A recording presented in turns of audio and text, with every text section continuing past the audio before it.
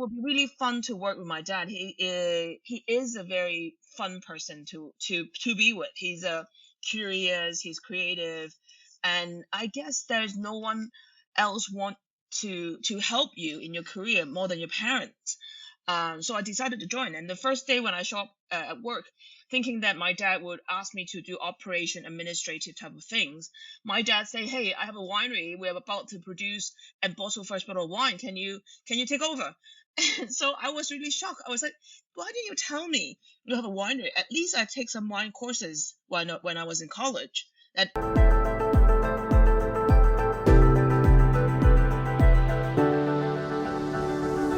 Welcome to the Italian Wine Podcast. I'm Cynthia Chaplin, and this is Voices. Every Wednesday, I will be sharing conversations with international wine industry professionals, discussing issues in diversity, equity, and inclusion through their personal experiences working in the field of wine. If you enjoy the show, please subscribe and rate our show wherever you get your pods.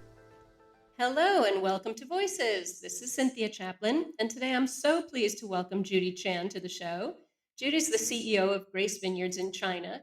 In 2001, she took the baton from her father, who started the winery in 1997 on the Taigu Plateau. Now based in Shaanxi and Ningxia, Judy's led Grace Vineyard to a sterling reputation for producing some of China's finest wines. In 2023, James Suckling placed Grace Vineyard wines at number 4, 11, and 17 on his top 100 best wines in China. So, Judy, thank you so much for taking the time to talk to me today. Thank you for inviting me. It's a pleasure. I'm so interested in your story. I'm happy to say that I have tried your wine. Oh, which one? I tried the Tasia, so we'll talk about that one later on. I'm so happy to talk to you because often when I'm speaking to people on the other side of the world, I haven't been able to try their wine. So with you, I have. So this makes me really pleased. And I want to know more about your story. I know your dad started Grace Vineyard in 1997, and his background was in business. So what got him interested in wine? Why would you start a vineyard at that time when most men would retire? Actually, my dad, it's in 1997. My dad is more or less my age now. He was only 47. He was in a retirement age, and but the reason why he started is because he one of his career change is being appointed by a French company to be the agent in China for them. And that's when my father had to travel to France frequently, had the chance to then expose to wine and taste wine. And one of his French friends retired a few years, 94, I think, and invited my dad and say, "Hey, why don't we buy a winery in Burgundy, possibly together?" And then they went around, they looked of a lot of places, and my dad looked at the books and they feel like there's no way these winery turn around. And so my dad counter proposed to his friend and said, "What about we build something in China? The disposable income in China is growing, and the wine in China wasn't very good. We have a chance to create history," and that's how it happened. Well, that's so incredible. It really has changed so much since then. I remember, I drank some pretty bad Chinese wine in the late 90s and early 2000s. So it has come along a lot. And your dad must be so happy to see this. So I know you took over Grace from him in 2002, and the winery was only 5 years old, and you were still in your early 20s. So were you expecting to take over so soon, or was that a big surprise? It was a big surprise. I was in Goldman working then, but I was planning to go to graduate school, so it was really a not, I would not say internship, but in between undergrad and graduate school. And my dad, I know that he's in business, but I never knew what he did. He always said that he's in business, he's in business. Business can be quite a wide range, right? Opening a restaurant is a business, do trading business also. But then one night, my dad, we were having dinner together, and all of a sudden he said, "Do you want to join the family business?" Again, I didn't know what he did. But I thought that it would be really fun to work with my dad. He is a very fun person to be with. He's curious, he's creative, and I guess there's no one else want to help you in your career more than your parents. So I decided to join. And the first day when I show up at work, thinking that my dad would ask me to do operation administrative type of things, my dad say, "Hey, I have a winery. We're about to produce and bottle first bottle of wine. Can you take over?" And so I was really shocked. I was like, "Why didn't you tell me you have a winery? At least I take some wine courses when I was in college. That I have the basic information or understanding." I didn't know anything about wine. I didn't drink. I didn't even drink beer, leave alone wine. So everything was so foreign. And the most interesting thing is that I've never seen my dad drink wine at home. Not once. Wow, that's incredible. So where was all this wine going? You mean the wine that he produced? If he wasn't drinking it, it wasn't coming home. The first few years you only plant grapes. The grape need a few years to mature. So we only did the first harvest at 2001 and then make it into wine and only can bottle it in end of 2002 because it takes 2 years to make wine in 2003. So basically there was no wine. I joined right before we had produced the first vintage. So yeah, you were really the captain of the first vintage. That's so interesting. Yeah, that's why my dad always said that we're co-founder. Very kind of him. But it was such a interesting journey to see a project, a brand, a company starting really from the very beginning. I just skipped the part of planting. That's such an interesting experience. I think not many people in wine get to have that experience of really, starting from before even the first bottle has been released. So I like it that he says you're a co-founder. That's very sweet. Yeah, but this is a really fascinating experience because we get to, he picked the Chinese name and I picked the word grace because his Chinese name is Pleasant Garden, and I feel that grace is kind of a close translation. You don't have to directly translate it, but it carried a similar meaning. And then I remember I had to design the first bottle of the label, the packaging. And you always think that it's so easy, right? You'll just hire a firm, the firm can do it for you, then you get it right. But actually, it's so difficult. Because my team, I was early 20s. My team mostly are in the 40s or 50s. They all come from state-owned company. Most of them have never left Sanji, so they didn't know anything about wine as well, leave alone marketing and sales. And they hire a Beijing company because they think that then, see, Beijing is so much, our capital city. They must have great designer there. And they hire a design firm, and the design is just ugly and ugly and ugly. I remember I flew to Beijing, went into this office of this design firm, and they show me on their computer and then point to it and said which part you don't like. I can change it now. And I'm thinking to myself, if I know how to design, I don't need you. Everything is ugly. So there's nothing to change. Oh dear, that's terrible. It's just really difficult. I didn't think it's that hard, but it's even getting the packaging right, getting the label right is so difficult. Well, and of course now we know that, especially people coming in new, young consumers, packaging is really important. You have to get it right.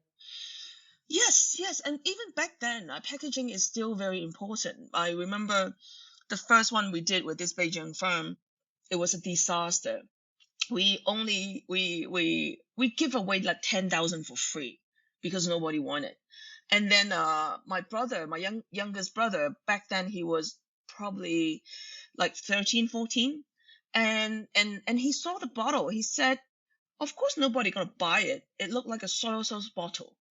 Seriously, the bottle is awful. And you have to think about back then.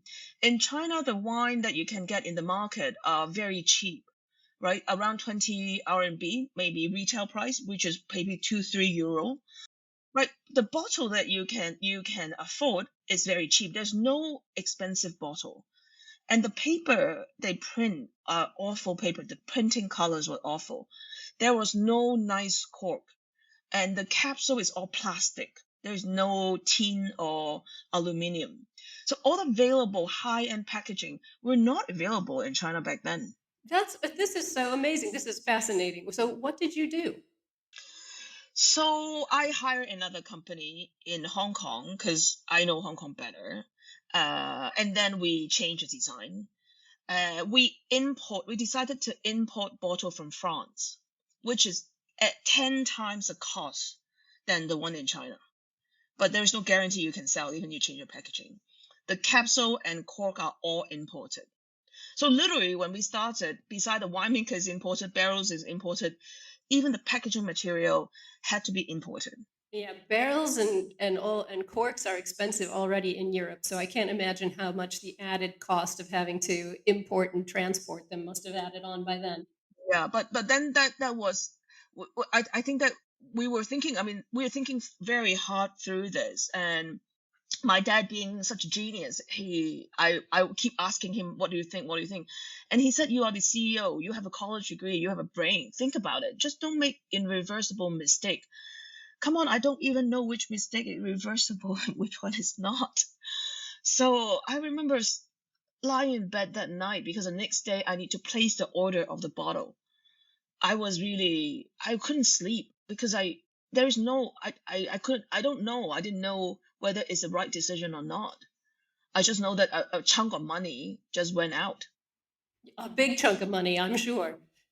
Yeah, yeah. So, yeah. And then it was, sometimes people feel that it's great to be a boss because you can make decision. But the other hand is that you have also to bear the consequences of the decisions. And oftentimes you're at a crossroad, and sometimes explain to people, if I know turning right is absolutely right, why would I turn left? It's oftentimes that you don't know, and you don't know which other option you have. Well, I'm dying to know. So what happened when everything arrived from France? So we yeah, so we started. So as I said, explain to you, the first year we did 20,000 out of a million bottle, out of a million, right? Then I was like 50 years. I can't stand 50 years. And then the next vintage, another million is coming. And I didn't know that my wine couldn't last 50 years for the first vintage, right? Young vines and everything. So, but the next year we jumped to 100,000, and the year after we jumped 300,000 and half a million, and then by 2007, 2008, we are on allocation already. It's an incredible growth. I mean, that's just 6 years, really. That's a lot of growth. It is an incredible growth. But that's one thing that I keep telling people. Of course, I thought that it was my genius, but looking back, we did a few things right, right? We focus on the quality. We separate us from the existing old Chinese producer. We put our effort in the vineyard and making the good wine, change the packaging. But there are so many things not because of us. For example, China was developing really fast. Everybody was positive. Everyone want to invest in China, want to come to China. Multinational hotels are growing very fast in China. So there's many things that happen all at the same time, give us a chance to grow like that. That's true. That's definitely true. It was a golden moment, really. Um, Yes, yes. So we ride on it in a way. Yeah, exactly, exactly. But the fact is, your wines really did improve, and they did become good. And I want to talk about that a little bit in a minute. But I also want to talk about, you and your role there. You were saying being a boss is not what it's cracked up to be because at the end of the day, everything stops at your door. So I know, also recent statistics say that there are only 6.4% female CEOs in China. And even though there are 450 wineries in China, there's still a big lack of women working in the wine industry. So, what was it like for you taking on such a high profile and really responsible role when you were a very young woman? You didn't know anything about wine, you didn't even drink wine. How did the men at your winery and the Chinese wine business react to you? I think this is a question that I got asked very often. There's always plus and minuses. I think because I'm a women's study major, I'm very aware of this gender social hierarchy, and I feel very comfortable with myself being a woman, being now a mother, older woman with kids and things. Back then, I think the issue in China, it wasn't about being women was about being young. Age discrimination are quite strong, especially in a more traditional industry in a more traditional province in China. So I remember going to see the government, and then my driver drove me there. Every time the government greet us, they always went to my driver because he's an older man. So they always thought that I was the assistant coming in. So when you're young, people kind of shock looking at you, and it's very hard to convince them that you know what you're doing, but also I didn't know what I was doing, I guess. So I think age was a difficult part for me back then. So I really wanted to get older uh, as fast as possible. Which is that's very, very counter the trend. Everybody wants to stay young, but Judy Chan, she wants to get old. Yeah, you want to get older and get to a certain age and stop there. I guess that might be another way of looking at it. But I think age was more difficult for me than back then. And then I don't feel uncomfortable being surrounded by men. I have been to dinner so many times. I am the only woman around. And the good thing is that people all remember you. A young girl doing wine, and then they, even though they may not remember, they always call me Grace. They always think that my name is Grace. So it's very easy for them to remember me. As a result, very easy to remember Grace Vineyard as a brand. So that is benefit, I think. That's very cool. So you were more or less the business card for the company.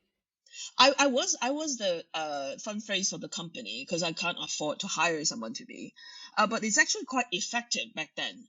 As you said, there were like back then most of the producer in China, you wouldn't know who is behind the scene. You just know the brand, and there isn't a face for it. Gracie was very much. I was always in front of the camera or being interviewed, so my face is so closely associated with Grace. And I think having a face is easier for people to remember. I think that's really true, and I think also easier for people to connect with, especially in a country where wine it hasn't traditionally been a huge product. That wine is wine, wine is wine, but here's this one that's being fronted by this young woman. I'm sure you're correct that you were memorable and that you were a great marketing tool. Yeah, and also I think wine is a emotional product. You are connected to a particular wine. Either it's a very famous winery, or you have visited, or you know the owners, or you have some memory. You create an emotional tie.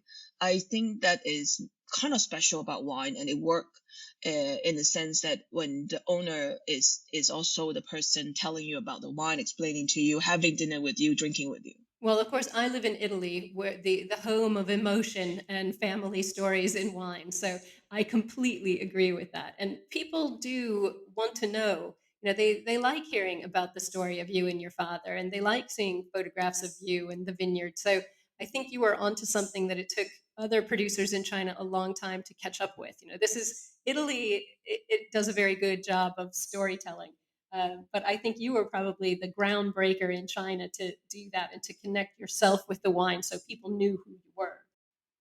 Well, it's interesting because, that didn't take you very long. Grace became a publicly listed company on the Hong Kong Stock Exchange in 2018. So, you know, really not even 20 years after you came in. So, what made you take the decision to go public, and what's changed at Grace since you did that in 2018? I think that we it's two reasons.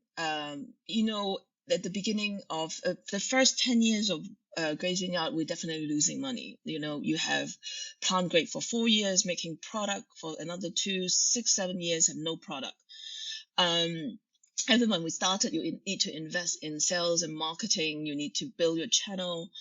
And so when people ask us about the winery, when you are in business, one of the things that my dad told me, if you're in business, you can't tell people that you're losing money when it is your business. You can only tell people it's your hobby. So I keep telling people that, grazing is really my hobby. I really love it. Um, but then the thing is, I think it's not healthy for the team. Ultimately, it still should be financially healthy. It cannot be a hobby pet project. And I need to make sure that the team and myself understand the financial part of it is also important. I think it's great that we go public because we have to publish our result every quarter. And then my team feel like they have a board to answer to. They have other shareholders other than me that need to explain to. They are much more serious about getting the numbers right, delivering what they promise. Because otherwise, in the early days, I know how hard they work, and if they miss the sales target, they will look at me and say, "Boss, you saw that I work really hard. You will understand, right? Well, you would not think that I didn't work hard." But having a public company, I feel that the whole team is much more accountable. So that is a very positive development, and we are probably the most properly run winery in China, one of the properly run winery in China in terms of the financial side as well. And then the other reason is because it is a family business. I want to run it properly. I don't want to mix it with our other family business that because my father had my family had other businesses as well, so oftentimes we might have cross guarantee and financial cash transaction like borrowing money from one company to another. It's very common you do that when you're private, but you can't do it when you're public. So I think both is just to make sure that we have better discipline. I think this is a really unique perspective on, doing an IPO and taking a company public, because most of the time it's for money. And this, what you just explained really showed your commitment to getting all the people who work for you vested in this company and making it, something that rose above this idea of being a hobby just because you weren't allowed to say you were losing money in business. It's a fascinating way to look at why you would take a company public and making those people feel that they had a real stake in it, and that being able to be transparent and publish your results every quarter gave them some pride. I think this is a very unique take on doing a public offering. So I am on board with this. I think getting vineyard stewards and people who work in vineyards vested in the company that they're working for is really an important thing to do. We also through this exercise, some of our core team members get shares. I think that is also important. Yeah, very much, because then it becomes personal. Yeah, It's really personal when you have, not only your paycheck coming from the company, but you have investment in the company, that's going to last a long time that you can pass on to your children. Suddenly you're building something that's bigger than you. I think that's a really, unique gift to give the people who you trust to work with your company. So I love that. I think that's something we should explore more in the wine world, because it's very important to keep the people who work for you feeling that they're connected. So I love that. I want to ask you, kind of talking about the markets and things. How has the domestic market for Chinese wine changed in the past 25 years? We both agreed that 25 years ago it was pretty bad. So, what about the international market for Chinese wine? How are people drinking more domestic Chinese wine now? I know China used to import a lot of international wine. That stopped for various reasons. It's back on the rise again. So, what would you say the market for domestic and international wine is like in China right now? in China, right? So basically Chinese wine and imported wine. Yeah. I think in China there's positive and negative aspect of it. 20 years old when I started, as you said, there was just a handful of winery, probably less than 10, and quality was poor. And then in the last 20 years, there are more than like 400, even there are never official numbers, but there are 400 or to 700 wineries in China, in different province, different size. On the positive note, the quality have improved a lot, and there are more diversity in terms of style. There are very interesting producer. There are a lot of winemakers who are very talented, very young, educated overseas, and come back. The acceptance of Chinese wine in China is growing. I think that you will see a restaurant and hotel having at least a few Chinese wine. on their wine list, which is unheard of before. And so those are the positive thing.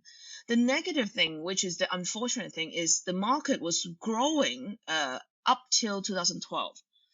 Ever since 2012, wine consumption in China has been dropping tremendously, and it continued to drop. So the overall volume is dropping. So and then there are more producer in the market. So you can see it will be even worse. It will be much more competitive. And the other thing is that I think 20 years ago, imported wine probably maybe 20% of the market, and then 80% is domestic. I think it's reversed now. It's like 20% is domestic and 80% is imported. And imported wine, honestly, I think the most successful one is Penfolds. People will all know Penfolds, and then other imported wine. Yeah, it's interesting. Yeah, I agree with you. Those percentages are really shocking when you think about it, especially because the quality of Chinese wine has really improved so much. So um, it's interesting. I think probably goes back to the question of disposable income and what people can afford to buy and what they want to show off to their friends. It's Yeah, I think it's very difficult for domestic producer is because the market as a whole is shrinking, and then imported wine now is majority. Third, our cost is not low at all. And wine is a foreign product. It's not like soy sauce we produce in China and you export. And the wine is imported, is seen as a Western product. And you can buy, let's say, Italian wine cheaper than Chinese wine, and qualities may be at par, if not better or worse. Not there are wine these days are pretty good. Most people can't really tell the difference. So for a Chinese drinker, why not pick an imported wine which may be cheaper as well? Wow, that's shocking that the imported wines are cheaper than the domestic wines. It's very interesting from a business perspective, and it's interesting to hear that consumption's going down as well. We all know that the World Health Organization is trying to convince people to limit their alcohol intake to nothing, which would be dangerous for all of us in the wine industry. So I think the next couple of years are going to be very interesting on these sorts of questions. But Yes. we're talking about international wines, and I know that you make some of your wines with Sangiovese and Aglianico, so our native grapes from Italy, and I'm very excited about this. So, who decided to experiment with these native Italian grapes, and how are the wines coming along? We we actually continue. We imported two cuttings, one at the beginning or when we established Vineyard, and then we did another one in 2016 from nursery in Australia. And so we imported more than 20 varietals and clones because we wanted to figure out what to grow and where to grow. And of course, that is backed by science in terms of rainfall, in terms of sunlight requirement, those things. So we choose 20 something variety to plant. And a lot of them is not successful. Like Riesling didn't work, Sangiovese didn't, Sauvignon Blanc didn't work. So a lot of white variety didn't work, and Pinot didn't work, Nebbiolo didn't work. So you saw Aglianico and Sangiovese because very few of them work. Aglianico is showing really well. I absolutely love it. I think it's a very elegant compared to the Aglianico in Italy. I think that we have softer tannin and maybe can drink a bit younger in comparison. Sangiovese we just launched. It's a refreshing light a wine which I really quite like it. I am a big fan of Tuscany, so I love Sangiovese. So Well, it's interesting because our Aglianico, Taurasi and Campagna and Vulture and Basilicata tend to grow on volcanic soils. So I'm sure you're growing on very different soils there. yeah, we're growing on sandy soil, so the character is very different. We did a friend of mine did a blind tasting in or in Milan and Rome a few years ago with Aliana co-producer 20 something, and he put my wine in, and it was funny that that we ranked pretty great on both blind tasting. Well, that's the one that I've tried, the Alianico that you have, and one of them is named for your daughter Tasia. So, what's it been like running a major winery, getting married, becoming a mother, all at the same time? I have six children, four of which are daughters, so I know it's not easy to do. How's it been for you in the past sort of 15 years with all of these things happening in your life, as well as trying to run a major wine company? It definitely was a struggle. I was very young when I got married, and then I had kid when I was like 24, and when my friends were partying in Lan Kwai Fong in Hong Kong, and then and so and then I was more or less a single mom because my ex-husband, now ex-husband, back then he was traveling every day, so literally just me. And then even though I live in Hong Kong, I need to travel to China often, to the winery, to the market. So it was really a struggle. I have my daughter school in Hong Kong say that I neglect them because I didn't sign the handbook, and I was thinking, why would you do sign handbook still? There's email, but it's a traditional Catholic school; they wouldn't change. So it's a really struggle in the sense that on a personal level, I couldn't share with my friends because they were all single and dating and partying. I was already running a business and then having two kids and then having to take care of this. Uh, so it was rather lonely, I guess. And then there are days that you feel like, oh, I feel guilty not being with my girls. And there were days that you feel like I could have done better at work. So there is never really a balance. People always like to talk about work-life balance. I said there is no balance, but if you want it enough, you will go forward within this imbalanced state, swinging from this side to another side constantly. And that's the state. But now that my daughters are both in college, I'm having the happiest time of my life. My friends are still struggling tutoring their kids during COVID. I'm not free as a bird. My girls are not around.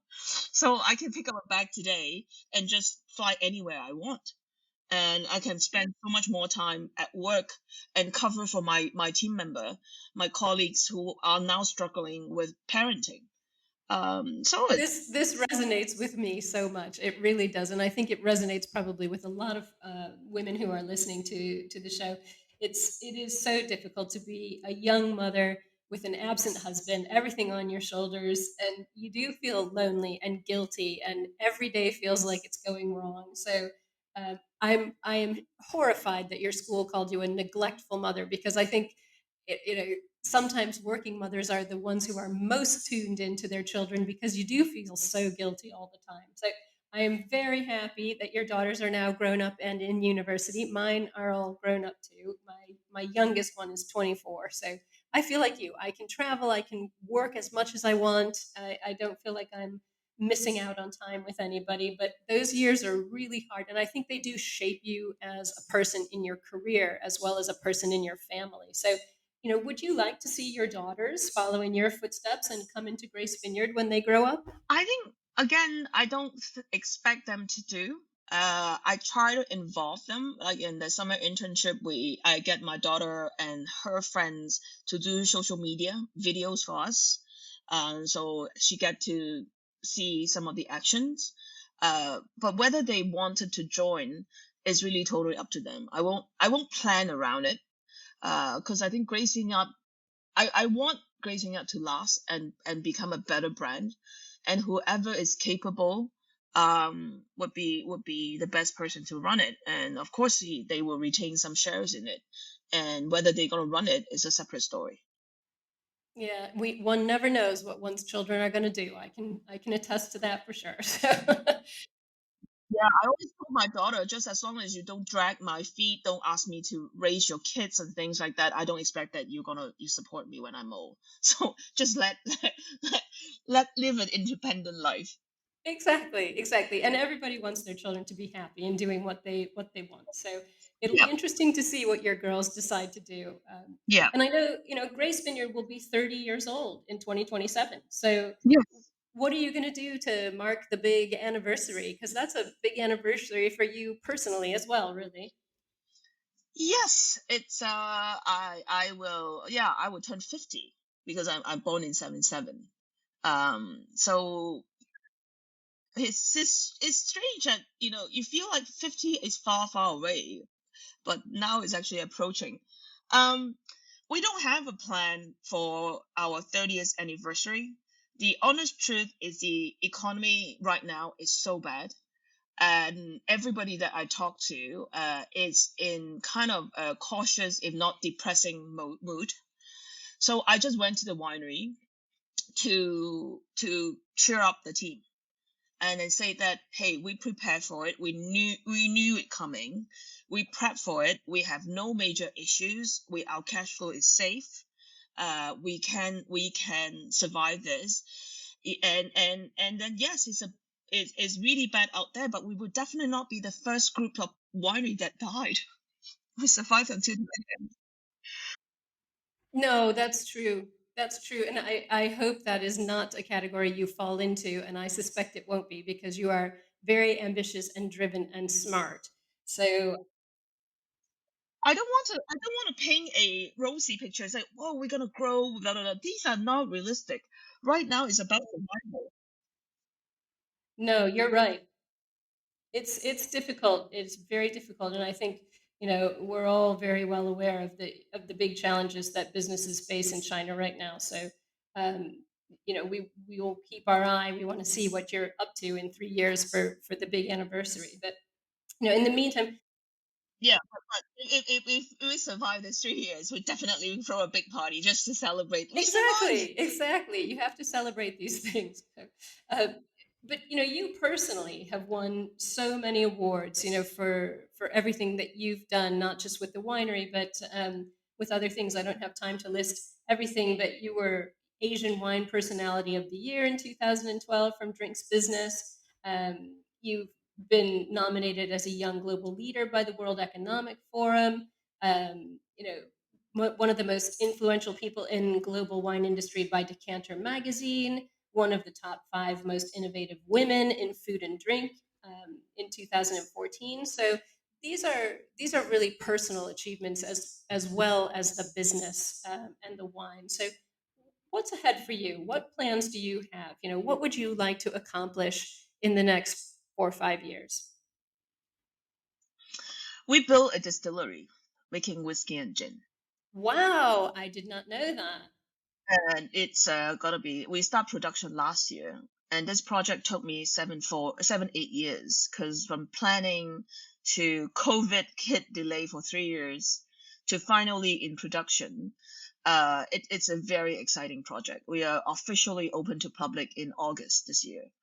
So my core team and me, uh, we are running this together, and we all started in our 20s, and then now we are all in our 40s.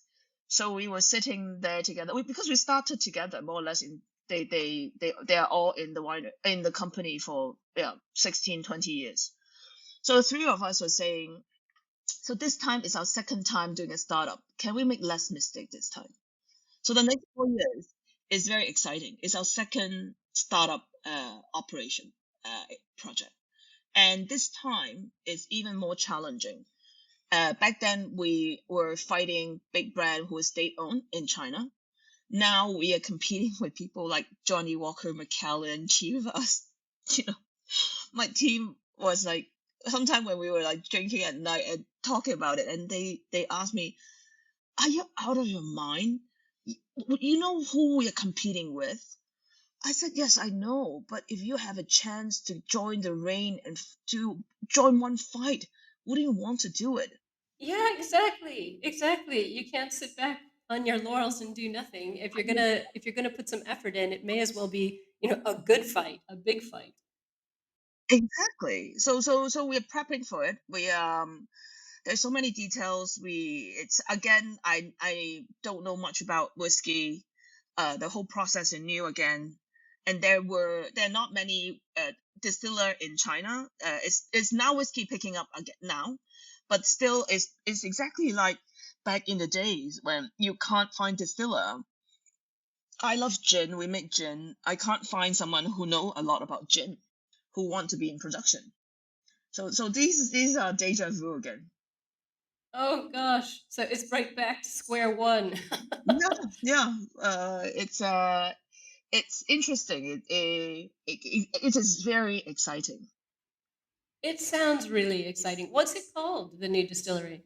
It's my Tasha Chinese name in Chinese, and her Chinese name mean like happy, busy, full of people, full of laughter type of thing.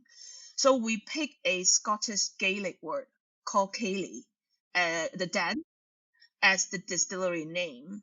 The reason is because I think it's a similar meaning. Secondly, we got a lot of help from Scotland, and I feel it's nice to play a tribute in a way. And I like when it is in English, it's proper word rather than pinyin. Pinyin nobody understand what you're talking about. So the Chinese name is definitely very proper Chinese name, and then the English name is also a proper word. I love that it's called Ceilidh. I lived for many years in England and used to go to Ceilidh parties where you go reeling and do Scottish dancing. So that is a very happy memory. I think that will have a very happy resonance with a lot of people who come across a whiskey called Ceilidh. I think that's fantastic. Yes, that's the reason. Well, if you could mentor a young Chinese woman right now who wants to enter the wine industry, what advice would you give her? You know, what do you wish somebody had told you back in 2002 when you were making your mistakes? I would say it still may sound. I think I would say follow your passion. I know it sounds lame, but it's really true. Follow your passion, but have a realistic assessment. In terms of how it impact your life, for example, financially. If I can't imagine me being in wine business will make ton of money like if you are in AI, right? So you have to have a realistic expectation. If you choose to follow your passion, what would be the outcome or sacrifices that you would have to make? But the thing is, the world is changing so fast. You wouldn't know what industry is gonna be better when and then you think this industry have a lot of future. You go into it without liking it, and then what if the industry has a downturn? Then I think then you'll be very painful. You don't like the job, and all the bonus that you're supposed to get from the job is gone as well. So I still think follow your passion, but knowing how it's gonna impact your life, have a more full range of assessment is the way to go. I think that's really good advice. If you love what you do, it doesn't feel like work. And if there's a problem, you have much more will to try and solve that problem. When things are going wrong, it doesn't feel as awful if it's something that you love. So I like that advice. If you really love what you're doing, you'll be able to face the challenges that might come your way. So I can't thank you enough for coming on the show today, Judy. It's been great talking to you. You've given me so many insights into the wine business in China, and I'm really glad for that. Thank you so much. You come to visit us when you Of have time. course I will. I would love to. Next time I'm in Singapore, I'm going to have to do a sweep through China. I haven't been to Hong Kong or to China since 2000 The COVID. before COVID, 2018. So I'm ready to come. Yes, do come. Thank you for listening, and remember to tune in next Wednesday when I'll be chatting with another fascinating guest. Italian Wine Podcast is among the leading wine podcasts in the world and the only one with a daily show. Tune in every day and discover all our different shows. You can find us at ItalianWinePodcast.com, SoundCloud, Spotify, Himalaya, or wherever you get your pods.